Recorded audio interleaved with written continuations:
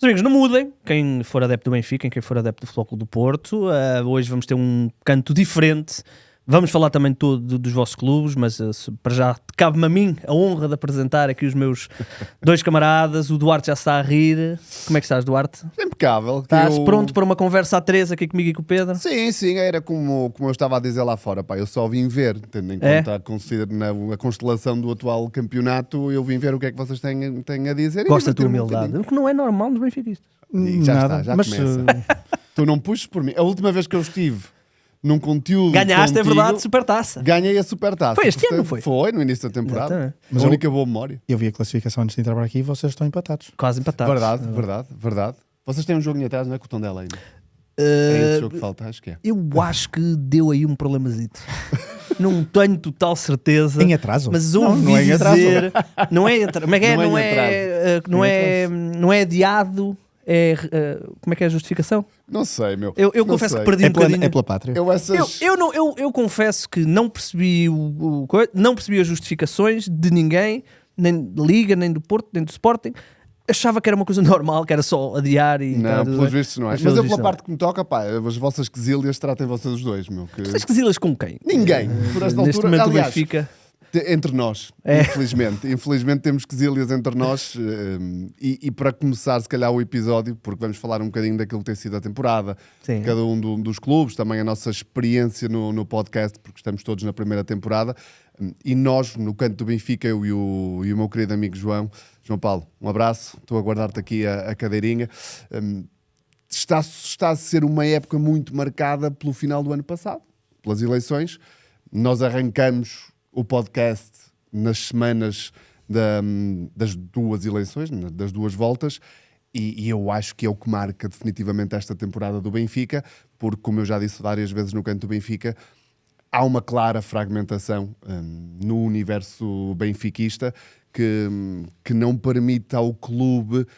Não é não ter paz, porque eu acho que o clube tem que estar acima dessas quesilhas ou diferenças entre sócios ou divergências, mas atravessamos muito isso e obviamente que depois os resultados desportivos não ajudam. Se me perguntares a mim, tirando a brincadeira à parte de termos ganho a Supertaça, que não é uma brincadeira porque é o título que temos, se calhar esta época vai ser recordada pelo jogo com o Real Madrid, que em termos práticos não deu nada. O jogo da fase de Liga deu uma belíssima memória para contarmos um dia aos filhos e aos netos e aos bisnetos, mas não há muito mais do que isso. E, portanto, resumindo, e para início de conversa, nós não temos quesilhas com ninguém atualmente, porque eu acho que nós temos primeiro que resolver o caminho interno que o Benfica tem que fazer nos próximos tempos. Pedro, e isto não é assunto virgem. O Benfica tem as suas quesilhas, mas o Futebol Clube do Porto, não este ano, mas acabou de vir de um fim de uma geração para um fim de uma nova era. O Sporting, mesmo tendo ganho, continua a haver, ainda que a última eleição tenha sido bastante clara, mas continua a haver um segmento dos adeptos que olham para esta direção com alguma desconfiança, ainda que reconheçam o mérito, mas é um bocado generalista, não é? Dizer que todos os clubes têm as suas divisões internas quando há tantos adeptos, não é? Certo. Eu agradeço ao 00 não se ter lembrado de começar e me ter convidado isto para fazer isto, o Canto do Porto, o ano passado. Teria sido mais doloroso, mais doloroso, psicanalítico. Entretanto, o Anselmi foi despedido. Não sei se estamos surpreendidos. Se um desafava a nós. Surpreendemos. O Tondela contratou alguém? Já tem treinador, não já? Porque se não podia ir buscar Anselmi, podia ser... O Tondela já tem treinador, já. Já. Mas sim, mas o ano passado teria sido duro. Este ano, obviamente, fazer o Canto do Porto tem sido mais suave, mais tranquilo. Vir aqui todas as semanas falar com o Silva, um abraço ao Silva. Mas sim, mas quesilhas há, e acho que nas últimas semanas e na polémicas que têm surgido por parte à cabeça do Presidente do Porto, com as suas declarações e com tudo isso que nós também temos comentado no canto e que tem sido notícia, revela que não só essa dinâmica interna também pesa muito na forma como nós vivemos o clube, e nota-se claramente que isto é muitas vezes falar para dentro, para o universo de cada um dos clubes. Eu acho que estamos todos de acordo que os últimos 2 meses tem sido uma escalação absolutamente... Pá, eu gostaria de dizer que nunca tinha visto, mas já vimos, mas estranha, e notamos muito isso, que muitas vezes André Vilas-Boas, Frederico Varandas e Rui Costa e a comunicação do Benfica estão a falar mais para dentro do que propriamente porque acham que há a haver aqui um benefício para alguém. É um bocadinho de transformar aqui o adepto dar ali uma vertente mais bélica à coisa, não é? Eu pelo menos no Sporting sinto isso. Sim. Que quando Frederico Varandas vem falar de determinados e começa a dizer, já não sei qual é que era a expressão que ele usou, qual é que era a expressão, Gonçalo? Quando ele está a sair e começa a dizer cobardes. Isso não é claramente para os sócios do Sporting e realmente o presidente do Sporting. Eu sinto isso, não sei se vocês sentem isso também. Sim, nós estávamos até a falar em off um bocadinho disso em relação ao Futebol Clube do Porto e o Pedro vai-me permitir que eu faça aqui este resumo da nossa conversa em off. Eu acho que no caso do Porto tinha muito a ver com o facto de Vilas Boas sentir que esta época tinha que ganhar. A época passada foi uma época... Não ganhou nada. Não ganhou nada. Sim, tem de... Sim, eu repito, eu só vim ver.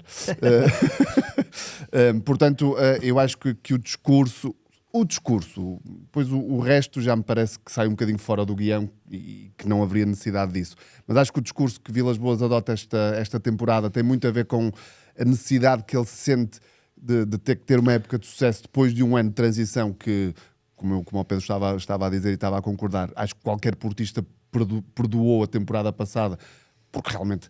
E eu, como benfiquista, confesso que se o Porto for campeão esta temporada, que me parece que vai ser, se o Porto ganhar a Liga Europa, que eu acho, e já disse isto muitas vezes, acho que o Porto tem uma oportunidade, não é de ouro porque já a ganhou, mas uma excelente oportunidade para poder ganhar a Liga Europa, atendendo até aos restantes clubes que estão nesta fase. Acho que o Porto ultrapassou um adversário que para mim podia ser um dos candidatos a ganhar a Liga Europa, e olhando para o corte que houve com um passado que é brutal, para o bom e para o mau, acho que o Porto, se tiver sucesso esta temporada, foi uma transição muito mais rápida do que aquela que eu achava. Em relação aos discursos, infelizmente acho que é cultural. Eu acho que não... Também já falei disto várias vezes, que surge primeiro Frederico Varandas, depois Rui Costa, um bocadinho sem querer, e por fim Vilas Boas, e havia de facto esta esperança, sobretudo na nossa geração mais nova. Obrigado, Duarte. Sim, é verdade, não é? Que algumas coisas mudassem, que se calhar o foco fosse mais pela via de uma educação futebolística e desportiva, mas eu acho que é muito cultural. Quer o Benfica, quer o Sporting, quer o Porto, quando se sentem entalados, eu vou usar esta expressão, desportivamente, a facilidade de ir para este tipo de discurso é muito grande, não é? O Benfica usa e abusa dos comunicados, sem suma absolutamente nenhum, é uma coisa corriqueira que se tornou banal, e o Futebol Clube do Porto e o Sporting, sobretudo nos últimos meses, quer dizer, na escalada verbal, que depois torna o ar um bocadinho irrespirável quando se vai aos estádios, não é? Um bocadinho por aí. E depois também... quer dizer, nos últimos anos na política até futebolizou-se muito do discurso, e acho que também é sintomático. Hoje estava a ver a notícia, o Primeiro-Ministro vai receber os três presidentes, quer dizer, não haverá poucos países na Europa era onde... Dia das mentiras, isso, pá. Ok. Fui apanhado. Mas não foram às ministras. Mas Sporting e Porto vão ser recebidos na ministra da... Sabes que o dia das... Eu detesto o Dia das Mentiras. Não, sabes que agora o Dia das Mentiras é... Quer dizer, é isso. O Dia das Mentiras agora é... É todos os dias, quase. Todos os dias, é muito difícil. Mas essa foi Olha, uma boa sugestão. E que tal no Dia das Mentiras começarmos a dar notícias verdadeiras? Olha, pode ser. Mas vão às ministras, não vão à ministra da Cultura. É cultura, desporto, juventude, são várias pastas. Só que, sim, a verdade é um bocado essa, mas eu estavas a tocar num ponto interessante só para o lado do Porto, que é o Porto este ano tem de ganhar alguma coisa. Eu acho que a chave é Farioli. Parece-me indiscutível que Farioli traz uma gestão de recursos humanos completamente diferente, porque se Vilas Boas trouxe outras coisas em relação à anterior direção e apanhou o clube numa situação muito difícil, a verdade é que desportivamente, principalmente depois do erro, há pouco estávamos a falar da Anselmi e o Mundial de Clubes, a forma como o Porto terminou a época passada, o Mundial de Clubes foi bastante vergonhosa para os pergaminhos do clube, não é? Acho que Farioli encaixou muito bem, trouxe, apesar de ter falhado no Ajax, eu acho que já disse aqui uma vez no Canto do Porto, o facto de ele ter estado no Ajax tornou-o muito melhor treinador, porque encontrou uma estrutura de recursos humanos e de futebol em que ele certamente que aprendeu muito, porque ele é mais novo do que eu, e é engraçado, chegou aqui e implementou-a. E é engraçado porque aquele Ajax que o Farioli apanhou tem algumas semelhanças ao Porto que o Farioli apanha. Era Também ainda estava um bocadinho estava muito muito longe e ele faz um ótimo trabalho. E deixa-me dizer isto, já podemos avançar para as coisas positivas, que é, eu já disse isto em taque rápido, canto do Sporting, eu estou muito impressionado com o facto de André Vilas-Boas não ter falhado uma este ano. Treinador excelente, todas as contratações, eu acho que às vezes atiram o nome do Caramô, eu acho que essa nem deve contar porque jogou livre, não sei o quê, mas todas as contratações, não há uma contratação. A única que podemos aqui dizer, o Prepich não está a ter muitos minutos, mas também porque os outros dois que são titulares... Mais o Tiago Silva que aparece. E sim, eu ia falar do Tiago Silva, ou seja, é impressionante, e por isso é que eu até estranho que Vilas-Boas tenha enverdado por este lado um bocadinho mais bélico nesta fase, porque eu diria... Não tinha necessidade. Não tinha. Eu acho que Vilas-Boas, não há o prémio de dirigente do ano, o trabalho que ele fez, eu não me lembro. O Sporting, quando troca, portanto, uma situação semelhante, quando sai Bruno Carvalho e entra Frederico Varanda, o Sporting demora 2 anos e foi preciso um Ruben Amorim, foi preciso uma pandemia e se tirar as pessoas dos estádios para o Sporting conseguir alguma estabilidade e começar a ganhar. E o Benfica está há 5 anos com o Rui Costa como presidente, tem um o Estado título. é o que é. E o Vilas-Boas, num ano, eu lembro-me de nós estarmos no ataque rápido do ano passado e estávamos aqui a tentar perceber qual era o caminho. Não víamos luz, porque o plantel era... Ainda ontem estava a ver os jogadores que saíram do Porto neste verão. É inacreditável. E num ano, tu tens o plantel que tens. O treinador, sucesso. É incrível que André Vilas-Boas tenha feito este trabalho em poucos meses. Ao encontro daquilo que eu estava a dizer, para mim é surpreendente, não por eu achar ou não achar que Vilas-Boas tivesse capacidade para realmente implementar... A rapidez, não é? A rapidez, sobretudo porque nós não estamos a falar de um corte com um presidente que foi relativamente bem sucedido. Nós estamos a falar de um corte com uma era do Porto que eu acho, e poderes-me corrigir se não for assim, que marcou a identidade do Futebol Clube do Porto. O Porto hoje é o que é porque Pinto da Costa foi presidente do Porto. E nós, rivais, eu como benfiquista, filosofávamos muitas vezes no sentido de que quando o Pinto da Costa deixar de ser presidente do Porto, finalmente nós vamos conseguir dominar, e o que percebemos é que foi um ano. Foi um ano. Sim. A correr bem este ano ainda, não é? Eu espero que não... Quer dizer, eu espero que não corra. Também vou para ele é para ti. Não... Já tiraste a toalha ao chão? Completamente. Mas para valorizar o que o Porto está a fazer, o Sporting está a fazer um belo campeonato. O Sporting, em comparativamente com o ano passado, está melhor. A nível e o Benfica, ainda não perdeu. Não vamos puxar essa cartada, pois não? A cartada da invencibilidade. Não perdeu, houve, mas parabéns. É verdade. Noutra época qualquer... Né? Ficavas em segundo na mesma. Mas isso não, mas não falhou. E desculpa, deixa-me dizer-te, o mercado de inverno depois também é cirúrgico. O mercado de inverno do Porto é brutal. Claro, nós aqui estás a falar de Fofana, só o Fofana e o Petuzevski. Sim. O Fofana já marcou 3 golos absolutamente essenciais. Sporting, Braga. Exatamente. Não, e nós falávamos aqui com o Silva no canto. Chegávamos ali a final de dezembro e mesmo no início de janeiro perguntávamos o que é que era preciso ao Porto, percebendo que se calhar depois do investimento feito poderia não haver, no verão, não é? podia não haver essa disponibilidade para investir.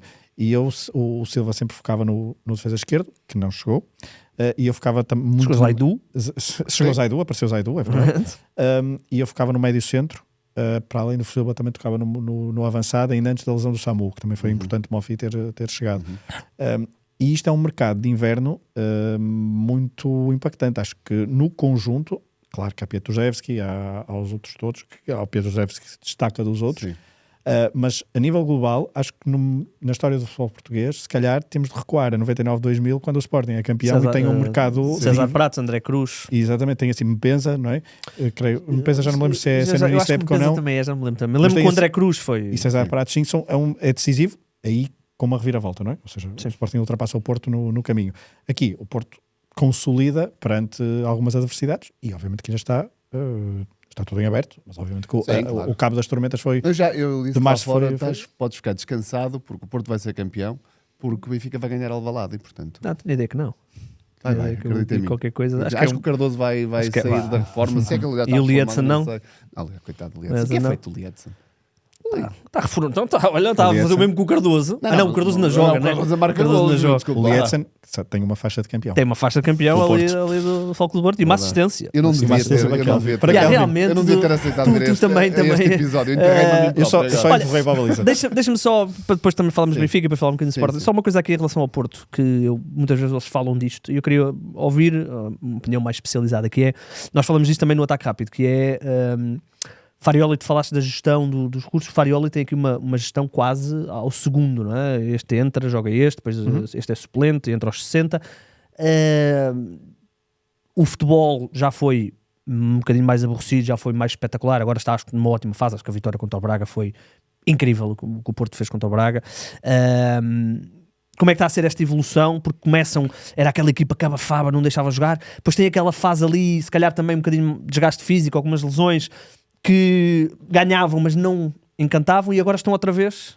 Como é que é navegar isto, não é? Assim, olhando agora no início de abril para essa fase, parece que Farioli sabia o que é que ia encontrar em fevereiro e em março e precisava da equipa o mais fresca possível.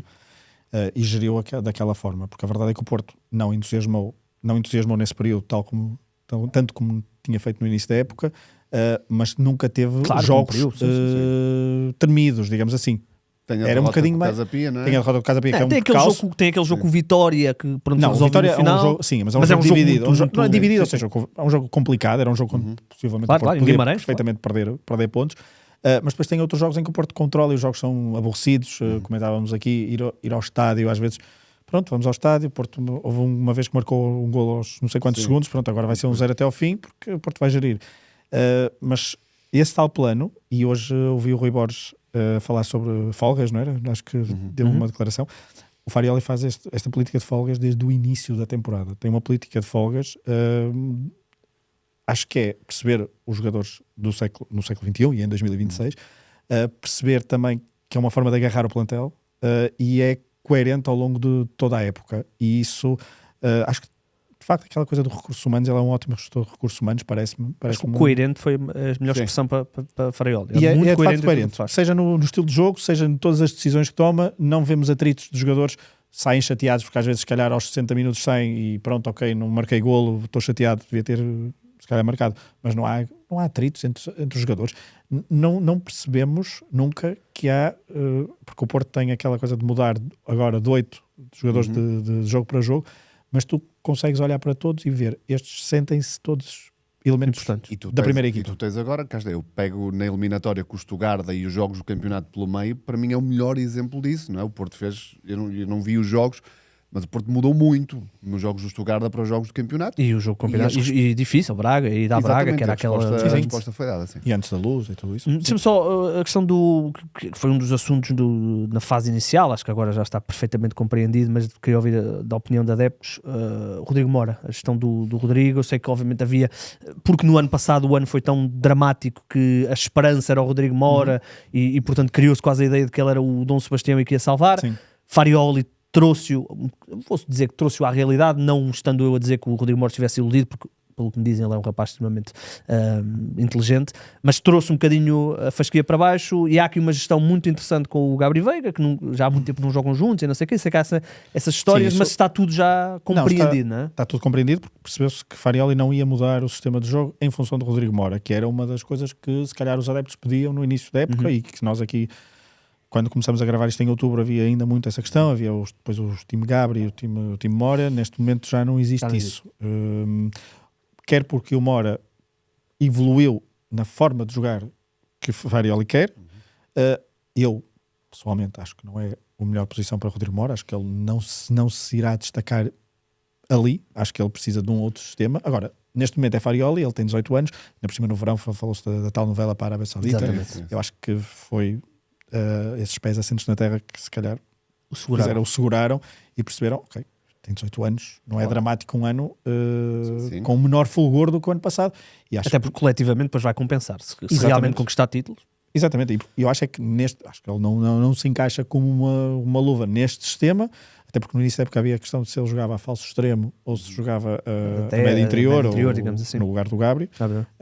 E já mais que visto, eu acho porque mesmo com a entrada de Fofana percebe-se que o Rodrigo Moura dá coisas interessantes em determinados jogos, mas se fosse hoje a final da Liga Europa, não seria Moura o titular. Pois. É o que eu acho. Muito Sim, bem, sim, sim. Uma época a todos os níveis impressionante. Olha, Sim. podemos falar um bocadinho do teu Benfica? Podemos. Podemos? Explica-me lá, isto é mesmo real, nós fizemos um episódio do Ataque Rápido com o Carlos Daniel e estávamos os três exatamente com a mesma dúvida. Como é que é a gestão, como é que é possível fazer uma gestão entre Rafa e Sudakov? São dois jogadores que jogam mais ou menos a mesma posição, mas que são inacreditavelmente diferentes. Como é que, ou seja, qual é o caminho do Benfica? É mais Rafa, um jogo mais rápido, mais direto, ou um jogador mais... Eu não consigo compreender como é que tu trocas essa posição. Quanto tempo é que temos para gravar este? Explica-me, qual é o rumo do Benfica, não é? Mas essa é a grande questão que eu e o João Paulo andamos a colocar semana após semana desde outubro. E vai engatar tudo naquilo que eu disse no início. Neste momento é difícil nós, sócios, nós adeptos, e eu acredito que a própria equipa perceber qual é o caminho. E eu quando estava a pensar um bocado sobre o episódio 2 e como é que eu podia contribuir aqui para a conversa, de certa forma, e sobretudo perspectivando aquilo que pode ser o resto da temporada para o Benfica, e mais importante ainda, na minha opinião, que o Benfica vamos ter em 26, 27, essa é apenas uma de muitas questões que surgem hoje em dia. Vocês estavam a falar do mercado de janeiro do Porto. Nós falamos aqui no Canto Benfica, eu e o João, muitas vezes, sobre o mercado de janeiro do Benfica. Porquê? Porque na nossa visão da coisa teria sido, se calhar, o primeiro momento em que nós íamos perceber qual era a ideia da estrutura para o futebol e necessariamente do presidente para a próxima temporada. E José Mourinho? Falou-se muito, precisávamos de extremos, precisávamos se calhar de um novo avançado, precisávamos disto e precisávamos daquilo, e percebes que vem o Sidney Lopes Cabral e vem Rafa. E Rafa surge num contexto em que, muito sinceramente, não há justificação para a contratação do Rafa. Porque tu tens um jogador como o Sudakov, que não estava a deslumbrar, que não estava a jogar na sua posição. Quando começa a jogar na sua posição, o Benfica esta época tem um mês de bom futebol. Começa em Vila do Conde. Que é quando passa para o 4-2-3-1, não é? Exatamente. Quando descobrem os extremos. Quando descobrem os extremos, quando o Prestiani e Sheldon... Quando o Sudakov sai da esquerda e passa a jogar ao meio. Exatamente. E tu percebes que no meio deste negrume todo que está a ser a época do Benfica, havia ali uma base interessante para se trabalhar e para se perceber qual era o rumo. Surge Rafa e deita-se tudo ao lixo. De repente o Sudakov já não joga, teve problemas físicos pelo meio. Quando está recuperado e entra, volta à esquerda. E depois José Mourinho, de certa forma, faz uma espécie de meia-culpa no último jogo, quando tira Rafa e põe Sudakov e diz porque eu perdi o Auschwitz e perdi o controle do jogo. Portanto, há aqui um zigue-zague esta temporada em termos desportivos do Benfica, que eu acho que só podiam redundar nisto, num insucesso desportivo clamoroso do Benfica, porque a verdade tem que ser esta, não é? O Benfica ganha a Supertaça no início da época e depois é um fracasso atrás do outro. E tu olhas para a equipa, e o João Paulo perguntava aqui várias vezes, como é que o Benfica marca golos? Qual é a assinatura deste Benfica? Não há. Claro que tu a meio mudas de treinador, logo aí muda necessariamente a filosofia de jogo, mas podia não mudar muito. E é aqui que muitas vezes a nossa crítica vai neste sentido, que é, ok, decides despedir Bruno Lage. Não compreendo, mas compreendendo, tens que ir buscar um treinador. Tu, para mostrares aos sócios que realmente sabes o que estás a fazer, vais buscar um treinador que pelo menos encaixe numa ideia, num perfil para o qual tinha sido construído o plantel. E tu vais buscar um treinador que é antagónico ao anterior. Mas também vais buscar o treinador num contexto de eleições, portanto, obviamente percebemos que a contratação do Mourinho... Malharam-nos muito, mas eu mantenho a minha opinião. Rui Costa contratou um treinador para ganhar as eleições. E depois logo se vê. E ganhou as eleições, de forma clara. E agora logo se vê. E depois logo se vê. Não é? Só tem a dizer ao Rui Costa que a época não se planeia em agosto, porque em agosto, setembro é que começam a planear a época, que mudam aí o treinador, não é? Pois, São 2 anos seguidos a fazer isto. e corres o risco de ser um terceiro. Nas últimas semanas... Pois eu ia perguntar isso. Parece que eu também disse no Canto do Benfica há muito tempo, e cá estará, e se não for esse o caso, que eu acho que Rui Costa está refém de José Mourinho. porque eu também disse e acho e tenho quase a certeza, eu ponho sempre o quase aqui, que é José Mourinho que não garantiu, ou não garante a Rui Costa, que quer continuar na próxima temporada. Porque eu acho que por Rui Costa ele não é acionável, porque o Mourinho tem mais um ano de contrato. Tem aquela opção Sim. para... Eu acho é que José Mourinho especula e ele Seleção, é ótimo né? nisso. Claro, com a seleção, obviamente. Não é? Sabe que Roberto Martínez vai sair no final do Mundial, independentemente do resultado da seleção. E neste momento, nas últimas semanas, parece que em termos comunicacionais há uma tendência para José Mourinho poder continuar, porque entrou aqui Jorge Jesus na equação da seleção e agora vivemos... É verdade. Não há treinadores novos. Sim, isto é outra questão. Isso, olha, não é um problema meu.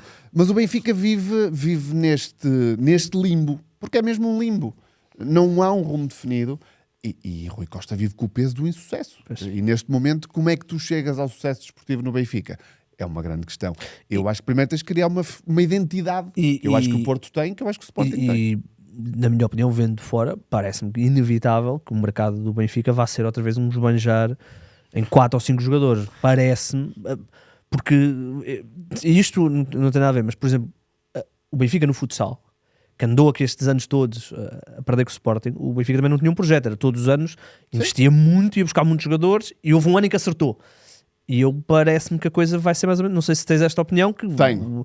o mercado vai ser quente. Mas eu aqui também chamo à responsabilidade, ou chamo-nos, sócios e adeptos do Benfica, à responsabilidade, porque eu acho que havia um projeto e um rumo com Roger Schmidt. E Roger Schmidt acaba por ser despedido como é. É verdade que tem uma segunda temporada que não correspondeu E o às início da expectativas. terceira foi...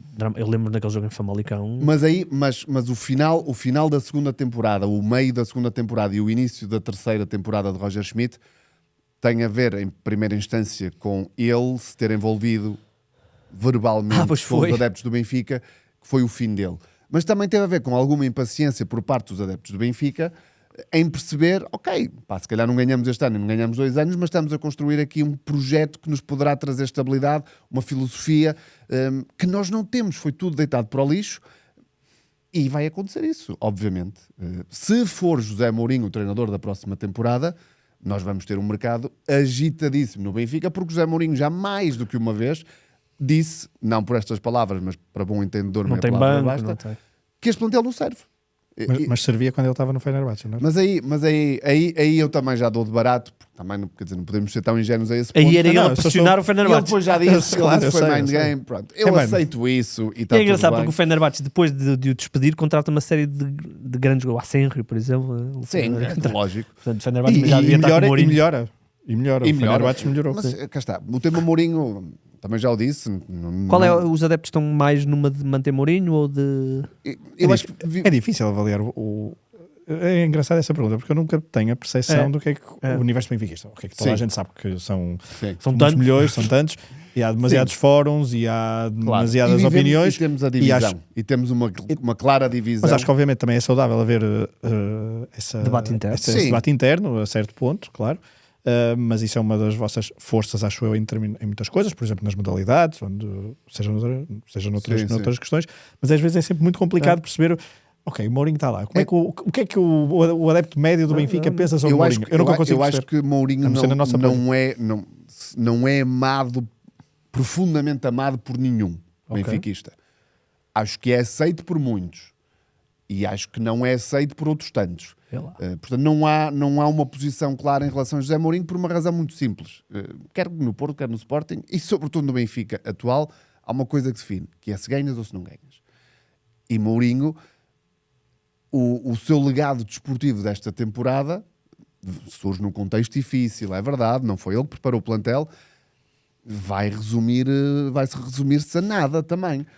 Nós falávamos aqui muitas vezes que a certa altura José Mourinho tinha 2 caminhos.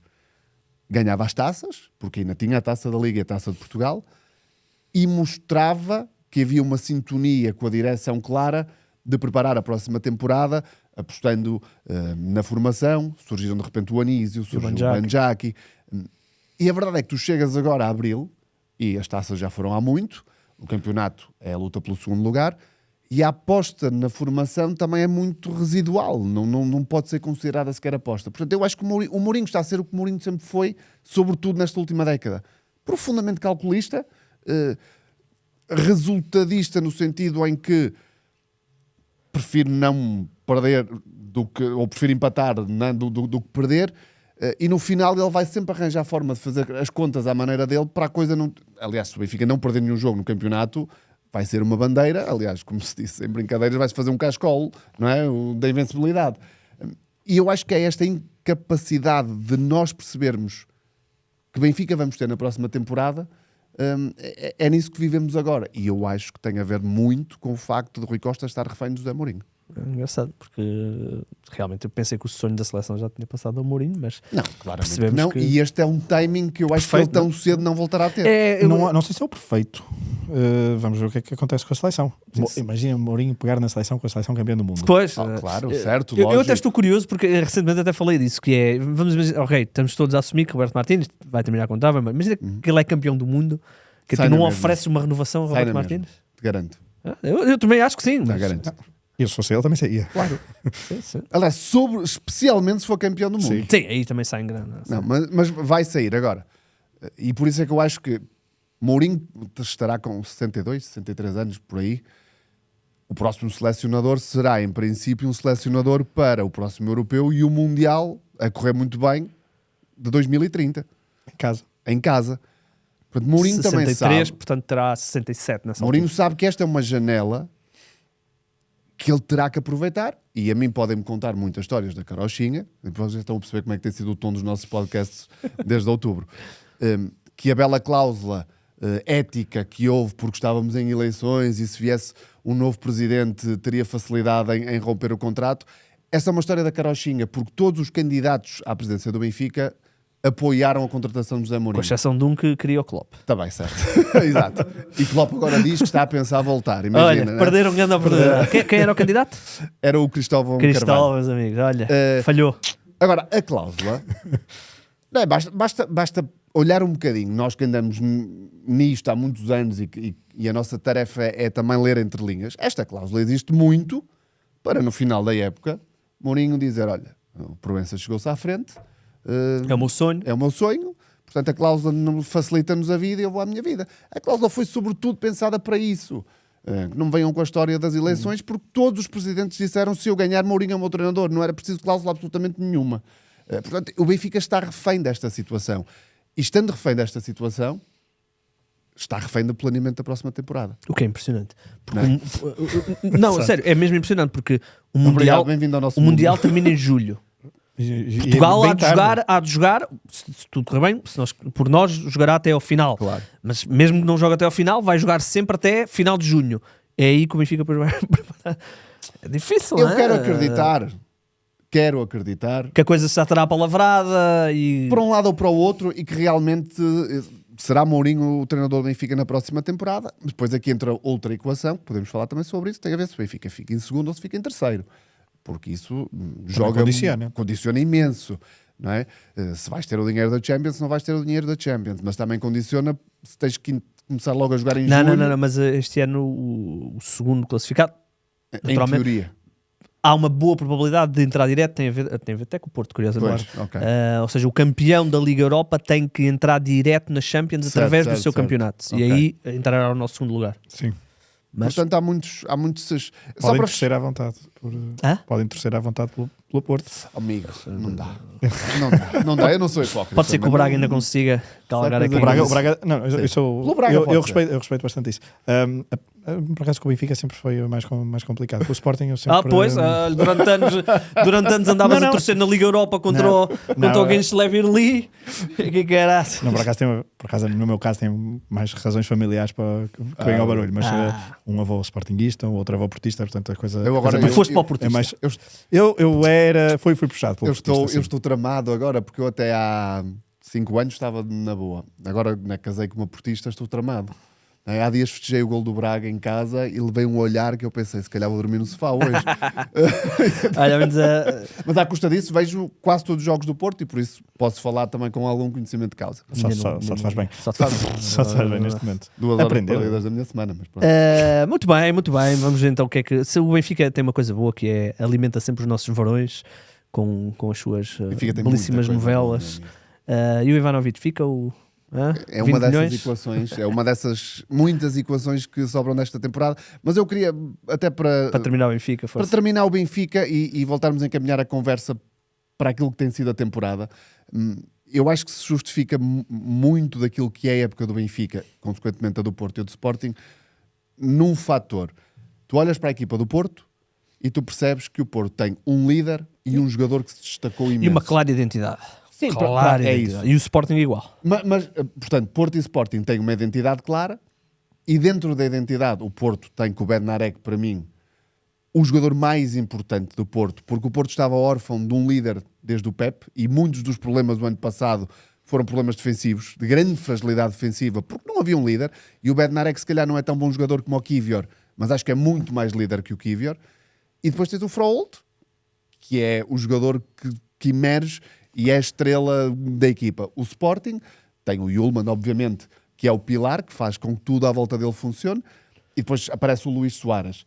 E eu acho que equipas que têm sucesso e que no final ganham títulos são feitas disto. Uma clara identidade e depois jogadores que dão corpo a essa identidade e que se destacam.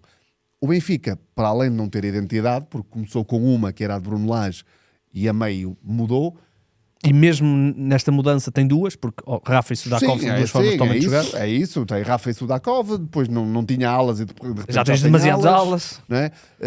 E depois não tens, obviamente que é mais difícil o individual também depois sobressair quando o coletivo não funciona, mas o líder que tu pensas teoricamente para o Benfica é o Otamendi, que é de facto um líder. E Acho que já está numa fase de carreira. Tu percebes que no balneário é líder até pelas declarações dos colegas e será não, é um jogador importante, mas desportivamente se calhar está a fazer uma temporada, não quero dizer a pior, porque a primeira época dele no Benfica foi terrível, mas com vários erros. Já notas os 38 ou 39 Notas, anos. claro, obviamente. E nem é só notares.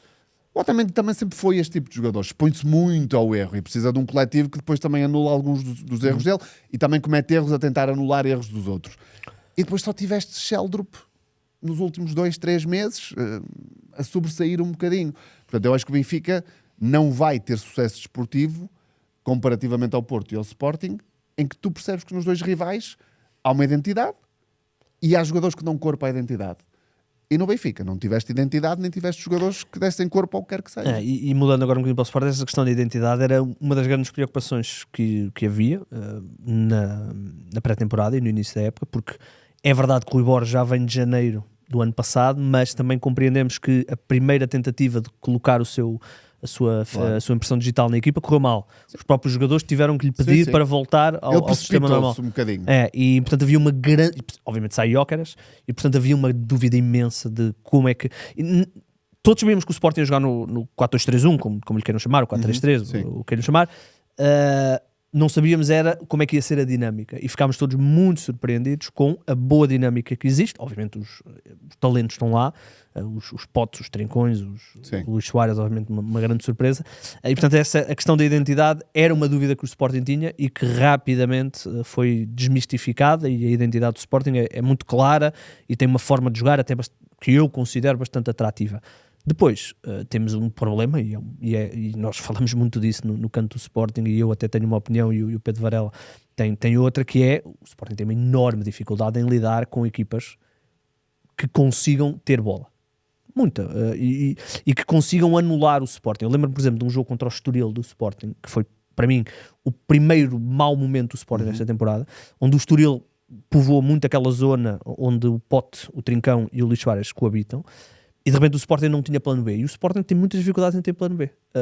E o plano B, que é muito importante nos clássicos, os dois contra o Porto, para já não só houve um contra o Benfica, mas os contra o Braga, onde o Braga, o Porto e o Benfica têm capacidade para ter a bola. Ter a bola e anular. Exatamente, anular os principais focos. Eu estive na Luz a ver o Benfica Sporting da primeira volta e o Benfica anulou o Trincão. Eu lembro-me que foi pós-jogo e nós falamos aqui que o Trincão estava numa forma absolutamente assustadora, pela positiva, e o Benfica consegue anular o Trincão no jogo da Luz de uma forma impecável.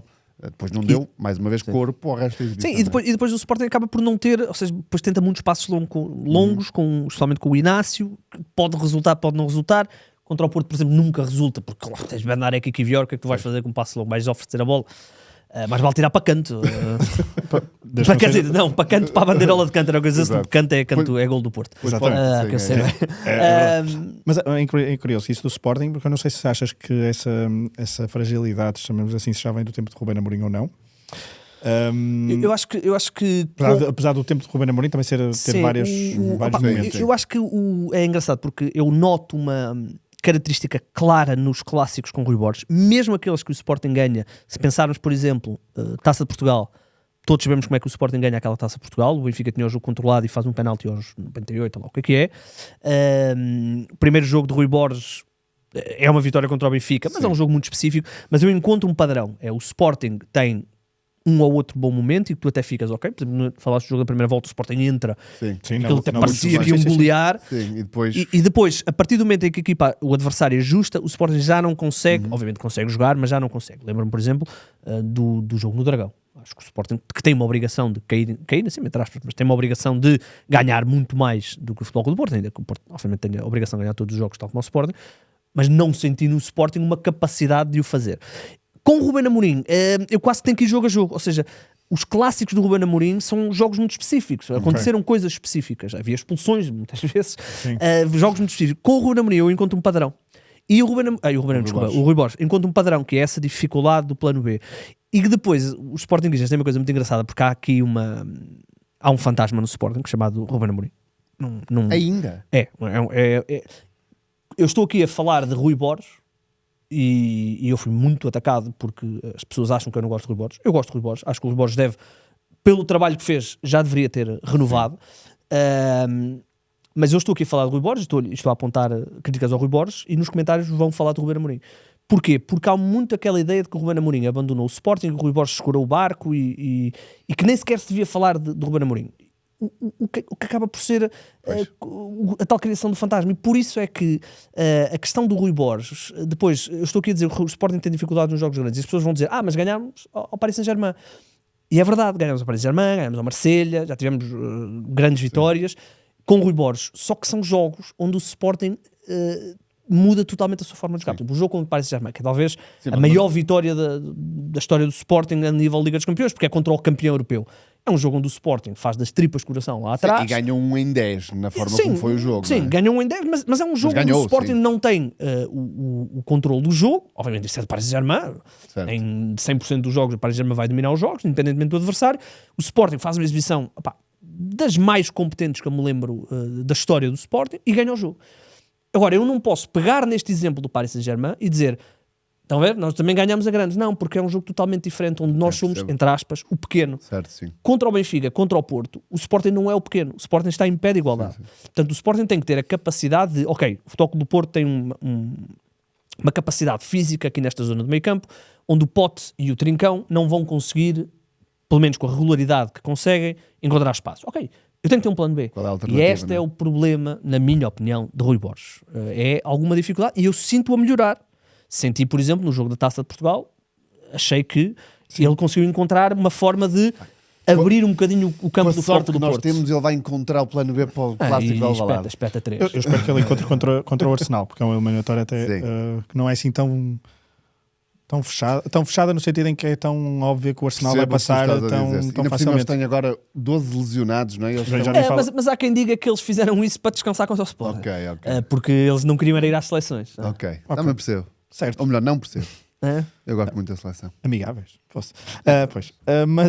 Mas contra o Sport, porque o Arsenal tem as características que o Arsenal tem, não é aquela equipa rolo compressor Como era o Bayern City e o Munique, Liverpool ou o City, aqui há uns exatamente. anos. É uma equipa. O Porto, estes jogos contra o Porto podem ser interessantes porque há algumas similitudes entre o jogo do Arsenal e o jogo do Porto. Pelo menos para bolas paradas, vocês já sabem. Vertente física. sim, Exatamente. Mas em relação a isso do Sporting, ainda só um ponto que é, eu acho que há um mérito do Rui Borges, que é o segundo ano consecutivo em que há um período, este ano mais curto, de uma onda de lesões brutal. E o ano passado, o que o Rui Borges faz com aquela onda de lesões no último terço de temporada, Foi exatamente na mesma altura. foi na mesma altura, não é? Janeiro, fevereiro. é uma fase crítica e acho que a forma como o Sporting se aguentou o ano passado e este ano também ainda se aguenta. Este é o outro dos pontos sensíveis, não é? 2 anos seguidos. Sim, na altura, obviamente que é ponto para reflexão interna. Eu e o Pedro fizemos umas contas assim por alto e o número era absurdo de lesões, não fazia sentido nenhum. Estamos a falar na casa das 20, 30 lesões. O Rui Borges viveu isso, não é? Acho que no ano passado foi mais gritante porque eram todos na mesma posição. Este ano variaram de várias posições. Só que depois é a tal questão, nós já debatemos muitas vezes isso no canto do Sporting, que é, não temos explicação nenhuma. Nós não conseguimos compreender, e o Sporting obviamente não o vai explicar, esta situação do Ioannidis. O Ioannidis lesionou-se a 4 de novembro. Estamos em março. Ele, de 4 de novembro a 1 de abril, digamos assim, ele jogou 500 minutos, mais coisa menos coisa. E é do género, 2 jogos não joga, agora joga aqui, entra uns minutos, foi titular na Taça da Liga, foi titular ali num joguito qualquer, mas estava a jogar, e de repente, mas ele estava a jogar lesionado, ok, então está na altura de parar. Vai ao banco, era para jogar contra o Porto, vai ao banco e não sei o quê. Entretanto já sabemos que está outra vez lesionado. Portanto, as recaídas. Temos, por exemplo, o caso do Pote, sempre também relativamente semelhante. E depois há casos de azar, não é? O Kenda tem uma fratura no pé e não há como controlar. Mas esse é um dos pontos. E o Rui Borges tem um mérito muito grande também por isso e por estar a exponenciar jogadores. O João Simões, o Jenny Catamo, que já tinha sido... no fundo uma das grandes bandeiras do Ruben Amorim ter recuperado um jogador que era suplente no Marítimo, mas agora explode com o Rui Borges. Até o teu lateral favorito, o Fresneda. Fresneda, exatamente. Parece o Fresneda. Eu já aprendi a gostar do Fresneda. O homem correu 30 e tal quilómetros entre o Bodo Glimt e o Alverca, portanto deixem-no descansar o homem. Mas foi a correr de Alvalade até o estádio do Alverca? Eu não sei o que ele fez. Sei que correu muito. E portanto está ali um senhor, muito homem bom para a maratona. É tudo o que queremos. É que a volta corre. Olha, quero, para começarmos a fechar, um bocadinho a nossa experiência nos cantos. E aqui é engraçado porque eu e o Duarte, 15 anos que nos conhecemos, mais coisa menos coisa. Para aí. Sim. E sempre tivemos mais ou menos esta visão, um bocado também de gostarmos. Tu viveste nos Estados Unidos, eu gosto muito dos desportos americanos, portanto temos um bocadinho aquela ideia de que tu teres um clube preferido. Sim. Todos nós temos, todos os jornalistas que estão aqui atrás de mim têm, não tolda a tua imparcialidade. Eu nunca senti isso, aliás, sinto muito mais crítica em relação ao Sporting, sim, porque gosto do Sporting, e fomos, tu já não estás propriamente aqui no dia-a-dia, mas vais fazendo ainda as tuas coisas. Eu estou cá no dia-a-dia e na altura, quando se começou a falar dos cantos, eu disse logo que queria fazer o do Sporting, mas também reconheci que poderia ser um problema, porque depois estou no ataque rápido, estou nisto e naquilo, e portanto poderia haver, e ainda recentemente, eu não sou muito de ler os comentários, normalmente até o Varela, o Bancada Leão, que me vai dizendo os comentários, mas ainda agora fui ler os comentários do ataque rápido e tinha lá um comentário a dizer, incrível, como é que um podcast que deve ser imparcial tem o apresentador do Canto do Sport. E eu já não debato isso, mas esta ideia de nós conseguirmos ser imparciais, falar do nosso clube imparcialmente, tendo as nossas opiniões, nós sempre tivemos muito a mesma sempre, visão, não é? Completamente. E eu sei que não vamos mudar o mundo sozinhos. Saúdo a possibilidade, e os 3 cantos são de facto um espaço, sobretudo no registro em que é feito, a volta e meia respeito os vossos, quando não tem mais nada para fazer. E porque queres ouvir falar de Vitória? Sim. Enfim. E de bons projetos. Mas eu acho que criar este tipo de conteúdo como o 00 criou, e que eu espero, e eu sei que há intenções disso, estejam as reuniões reunidas para isso, de se alargar a outros clubes, com um registro de elevação, acho que ajuda a formar a mente das pessoas. Eu vou voltar ao início. Eu faço este processo de assumir o clube. Eu hoje não sou jornalista do dia-a-dia, mas já fui. E eu assumo o meu clube desde o dia 1. Tive os meus problemas à custa disso. Mas acho que tem muito a ver com a nossa cultura, infelizmente. A cultura portuguesa, sobretudo, porque tu depois olhas para a Espanha, que é uma cultura parecida com a nossa em termos da reação emocional, mas eles foram eles tiveram um passo à nossa frente. No que toca aos mídia e à forma como fazem mídia desportivo, que foi, assumiram rapidamente, tu vais aos mídias espanhóis e tu percebes claramente quais são do Barça, que jornalistas é que são do Barcelona, do Real Madrid, e portanto eles retiraram de certa forma um argumento de ataque muito cedo. E nós em Portugal não. Nós em Portugal vivemos sempre com esta fórmula rígida da separação, e eu acho muito bem que obviamente o jornalismo tenha que ser separado do gosto pessoal, mas depois entra o que tu disseste. Eu sou profissional em primeira instância, sempre fui, e há essa tendência mais rápida de se criticar o clube que gostamos do que propriamente o do elogio. Mas eu também acho que nós estamos a caminhar por um tempo em que o novo público, a geração que veio agora e se calhar anterior a nós, a forma como está a consumir a informação, os conteúdos, abre espaço a isto. Quer mais personalização, não é? Quer mais personalização, porque era o que eu dizia sempre. E a malta tem que perceber isto, não é? De há 10, 15 anos para cá surgiram os cartilheiros e toda essa linguagem absolutamente, não é, ridícula, para não lhe chamar outra coisa, que vive disto, que se alimentava disto, que é as pessoas procuravam no comentador, no jornalista, o rival, para poder dizer eu sou prejudicado e há uma campanha contra mim. E as televisões, sobretudo as televisões, alimentaram-se muito deste ódio que havia e desta ambiguidade das pessoas que surgiam para criar a dúvida, mas esta é do Porto, aquilo é do Sporting e não sei o quê. Eu disse desde o início o que é que eles preferiam, que eu assumisse abertamente o meu clube e, portanto, essa era a base em que eu seria avaliado muitas vezes, ou se preferiam a hipocrisia, que é o que muitas vezes há na praça pública. E, portanto, eu acho que estes nossos cantos, sobretudo para nós os dois, que temos este trajeto aqui de fazer tudo um bocadinho, acho que é saudável e, verdade seja dita, o feedback tem sido muito positivo. E eu acho que as pessoas estão a começar a ficar mais preparadas para aceitar, ok, o Igor é do Sporting, o Fragoso é do Porto e o Duarte é do Benfica. Mas isto não me impediu hoje, aqui, de elogiar o caminho do Futebol Clube do Porto. Quer dizer, eu só percebo benfiquista agora tenho... E de certeza que vai haver malta do Benfica que vai dizer, pá, olha, só rasgaste no Benfica e elogiaste o Porto. Amigos, temos pena. Eu, como não sou jornalista, mas não consigo encaixar ainda nesse papel, nesse vosso papel que tenho aqui. Confesso que nos últimos anos o meu papel de adepto tinha sido mais tranquilo, era ver os jogos, desligar, acabou. Este ano até vejo conferências de imprensa, vejo mais coisas para me preparar para isto. Continuei a não ir a redes sociais porque também não tenho muito tempo para isso, mas é engraçado. O que estavas a dizer é que historicamente em Portugal eu aqui hoje estou uma espécie de Pôncio Monteiro, não é? Pôncio. E a verdade é que esses painéis de comentadores de futebol nas comunicação social de mass media serviram muitas vezes para outros trampolins. Claro. Era uma base para... Sim. Era um trampolim para outras coisas. É um dos melhores exemplos. Talvez o maior exemplo. É o melhor exemplo disso. O Sporting e o Porto também tem os seus. Também tem os seus.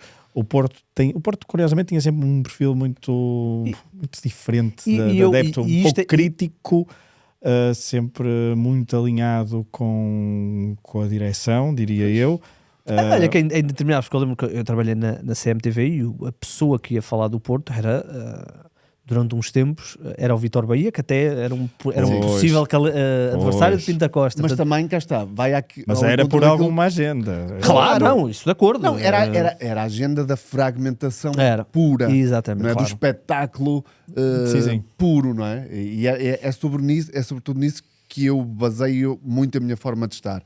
Que as pessoas têm que perceber o que é que querem. Se querem um espetáculo puro, e para isso há muitos programas, ou se querem, de facto, honestidade intelectual, que é aquilo que eu procurei sempre trazer ao assumir abertamente o meu clube, e depois trazer alguma emocionalidade, porque ela existe, obviamente, e então nos cantos de cada clube, obviamente, nós falamos muitas vezes com emoção, mas trazer racionalidade sempre em cima da base das pessoas saberem qual é o meu clube, e não há problema absolutamente nenhum nisso, não é?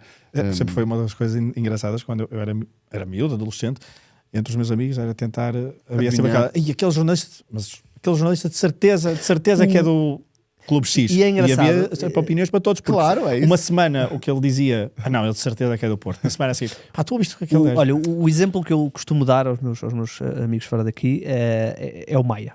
Pedro Filipe Maia, que é o assessor do Futebol Clube do Porto. Quando nós aqui revelamos que o Pedro Filipe Maia vai sair do 00 e vai ser o diretor de comunicação do Futebol Clube do Porto, a quantidade de pessoas que disseram ei, pá, nunca imaginei que ele fosse do Porto. Ou seja, a ideia de que ele não conseguiu ser, ou não, porque volta e meia também nos atiram isso à cara, vocês tiveram aí o diretor de organização do Porto, mas eu contraponho com os outros comentários que dizem nunca imaginei, isto significa o quê? Ele conseguiu ser sempre presente. Obviamente, se eu for ouvir todos os ataques Uma rápidos, pessoa agora põe o filtro. né, põe o filtro e claro que descubro que ele era portista. Mas é engraçado, por exemplo, ninguém sabe, e obviamente ele nunca o vai dizer, mas o Luís faz o ataque rápido e ninguém sabe qual é o clube do Luís. E eu já ouvi se ele ser acusado de Ser todos e mais alguns. Todos e mais alguns. Sim, e eu, aliás, e tu, fomos acusados ontem no ataque rápido desta semana, nós fomos acusados de ser anti-Sporting e ao mesmo tempo acusados por ter o apresentador do canto do Sporting no ataque rápido. Mas é aqui que entra aquilo que eu acho que é o problema de base do nosso país, que tem a ver com esta educação que foi feita para já, porque só há 3 clubes mediaticamente relevantes. 93% dos adeptos estão nesses 3 clubes. E portanto houve ao longo dos anos, e eu aqui nem sequer culpo... É um tribalismo, não é? Um tribalismo completo, não é? E obviamente que a ascensão de Pinto da Costa, a forma como ele posicionou o Porto, contribuiu para isso. Surge Luís Filipe Vieira, que percebe que para ganhar eu vou ter que criar aqui quase um contrapeso ao Pinto da Costa, e então tivemos ali aqueles anos, e o Bruno Carvalho surge e tenta ser ali o terceiro personagem numa forma de estar que já existia, e isto levou sempre a uma grande dificuldade, não só de jornalistas, mas no geral de pessoas que só querem ser equilibradas e estar no meio e na sua vida privada viverem o seu amor pelo seu clube. Era o que eu dizia sempre, era só o que faltava. Eu não poder ir ao Estádio da Luz com o meu pai e com o meu irmão, e se me apetecer tirar uma fotografia, andar escondido, tipo, para mim isso não faz sentido nenhum. E mais do que os Estados Unidos, e tu sabes isso muito bem, é a minha educação de centro da Europa. Eu cresci na Suíça muitos anos, mas colado à fronteira com a Alemanha, e portanto a minha cultura foi muito germânica. Depois vivi na Alemanha, e eu já contei esta história várias vezes, não sei se o Fragoso a conhece.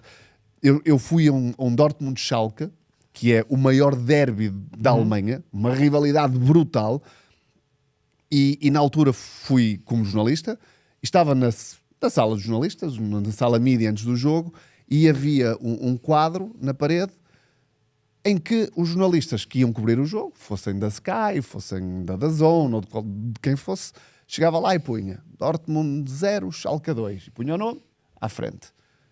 Eu olhava. Olha fazer isto no Porto Sporting. Essa ia ser a minha frase final disto tudo. Ou seja, os jornalistas iam lá, punham, uns a ganhar o Dortmund, outros a ganhar o Schalke. A certa altura entra o diretor de comunicação do Dortmund, porque o jogo era em Dortmund, começa a olhar para aquilo e pensa, este aqui, olha, para a semana vens cá, não estou comida. e comida lá, o buffet é do melhor que há. Incrível. Ou seja, há uma normalidade em tu assumires a tua preferência ou a tua opinião, ou achares que um determinado clube é mais forte que o outro, não é? E eu guio-me sempre pelo alemão, tenho muitos colegas alemães. Eu vou às redes sociais deles. Uma jornalista da Sky, uma das mais conhecidas da Sky, trabalhou no Leverkusen, é adepta do Bayer Leverkusen. Um pivô da Sky é adepto do Leverkusen, fez vídeos quando o Leverkusen foi campeão no estádio a festejar. Claro, vem um ou outro, não é, que diz, não sei o quê. Mas culturalmente, ok, está bom, passou, siga. Aqui é impensável, porque há o tal tribalismo para o qual todos contribuíram.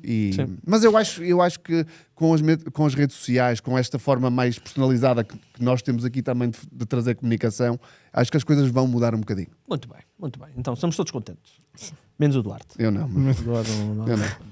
E o nosso Miguel ali atrás da câmara, que ele também é benfiquista. Atenção, até ver, só o Benfica e o Vitória ganharam título. É verdade, meu amigo, é verdade. Portanto, e atenção, o Benfica continua sem. Havia uma equipa, né? Havia uma equipa lá do Campeonato de Portugal, o Rebordosa, lá que perdeu, e vocês agora ostentam Ostentam o título dos Invencíveis. Pronto, muito bem. A Mas, seguir ao senhores, Arsenal somos nós. Podem continuar assim. por mim, Mas 7 E pontos de por mim, vantagem. Isso, parabéns pelo título. empatam em Alvalade. Não ganhamos nenhum ainda. Parabéns pelo título, porque nós vamos ganhar Alvalade. Não vais não. Mas não precisamos disso. Mas eu quero ir ganhar Alvalade. Ok. Deixa-me Não, amor de Deus, isso aí pelo vocês amor de resolvam entre vocês. Não Deixa-me ganhar Alvalade. pá. Não deixamos nada. Deixem jogar o Mantorras, deixem Deixa jogar o Mantorras. Deixa o Benfica ganhar em Alvalade. Bem, vontade. meus senhores, já mais uma nota. Podemos Não, ir à não. nossa vida. Ora bem, Acho que não em tem relação mais nada. aos cantos, canto Sporting, em princípio, não será na segunda-feira, porque o Sporting joga sexta e depois joga a Liga dos Campeões, portanto, em princípio, curiosamente estou a dar isto em primeira mão ao Pedro Varela, porque não lhe disse, mas em princípio será. Exato, e a malta ele da sei bem, mas em produção. princípio será no dia a seguir ao jogo da Champions, que eu acho que é terça, se não estou em erro. Duarte, Nós, em princípio não. Será sim, vocês, quarta, não, nós vocês têm jogamos- as semanas desimpedidas. Nós- Graças a Deus, vocês Semanas limpas. Semanas Não queriam limpas. Semanas limpas. Pá, Esta é a parte em que eu tiro o micro e saio do estúdio. E, Quarta-feira, sim. Quarta-feira. Nós habitualmente gravávamos à sexta, À mas sexta? para a semana não vai ser na sexta, vai ser na terça-feira, creio. Portanto, logo a seguir ao jogo com o Famalicão e antes das eliminatórias contra o Nottingham. Muito bem, portanto estão dados os avisos. Espero que tenham gostado. Quem não gostou para a semana, estamos divididos outra vez. Estamos não se divididos outra preocupe. vez e a insultar-nos É. muito. Meus amigos, foi um gosto. Olha, gostei bastante. Também gostei. Gostei Foi- bastante. foi Acho bom, que foi tivemos bom, aqui sim, uma senhor. horinha porreira. Boa sorte para os vossos clubes, no sentido Não, em que pá, na Europa podem coisa e tal. Obrigado. Só a mim. Só na Só a Europa. ti. O Portugal é Europa, não é? Sim, Não é eu agora Europa, não é? eu já só estou à espera do Mundial. agora. É? A Copa do Mundo, né? Copa do Mundo. Exatamente. Gosto muito do Mundial. Muito bem. Tá, toda a gente gosta. Alguém que não gosta. Olha que não, deve- Com exceção do pote, toda a gente gosta de seleções. Epá, eu se calhar, olha, vou terminar se calhar, com a declaração mais polémica de todo o episódio. Eu gosto muito do Pote. Acho que o Pote é um jogador extraordinário, é um jogador... Mas eu não percebo esta fixação pelo Pote na seleção, meu. Opa, Duarte, eu também não. Eu já estranhei a do Paulinho e eu gosto do Paulinho. Pá, daí até o Paulinho ser um tema de toda a gente Não, falar hoje do era, Paulinho. hoje estiveram a debater a falta de minutos do Pote, foi só lá para ser. Tipo, a seleção de Portugal é das melhores seleções do mundo, para a posição do Pote, há dos melhores jogadores do mundo. Qual é esta fixação que o Pote tem que ser uma Pá, figura então, não houve importante na campeonato, seleção? alguém tinha que debater alguma coisa. Não percebo O que é que iam isso. debater? Debateram a situação do Diogo Costa, que também falei, não compreendi porque é que o Diogo Costa teve que ir a Lisboa para ser visto, para depois Pois é, voltar. pois Portanto, foi o tema, ui, Diogo Costa. Agora foi o Pote. Houve, quando o E Benfica ninguém tiver... falou do Tomás Araújo, que para mim foi o melhor jogador da seleção nestes dois jogos. Estamos lixados. Não vi. Também Não vi. também Amigáveis. também Amigáveis não. Eu vi. E aliás, horas em que eu tenho Viste estar a em dormir. direto? vi o jogo, não, o jogo com o Ah. México vi de manhã, quando acordei. O jogo dos Estados Unidos, ontem vi a primeira parte em direto. Muito bem. Muito bem, meus senhores, vamos embora. Foi um gosto. Boa Páscoa. Boa Boa Páscoa. Páscoa. Não sei, cada um de nós tem a sua forma de terminar. Eu tenho. Podíamos ter combinado aqui qualquer coisa. Não, né? mas eu vou terminar. Nós temos uma forma de terminar, que é, eu estou aí e digo para o João, obrigado, e o João diz, viva o Benfica. Ok, e tu é o Já canto. sabem. Se é canto do Porto, é provável que dê gol. É exato, tu é que eu gosto mais, pá. Quer dizer, eu gosto mais Eu da também forma, gosto bastante. não dos gols. Tu não tens nenhuma. Não dos gols. Não, normalmente não tenho. Vamos Sporting, força Sporting. Os títulos do Sporting falam por si. Portanto, vamos à vida. Malta, voltaremos então para a Um semana. abraço. Um abraço. Um abraço.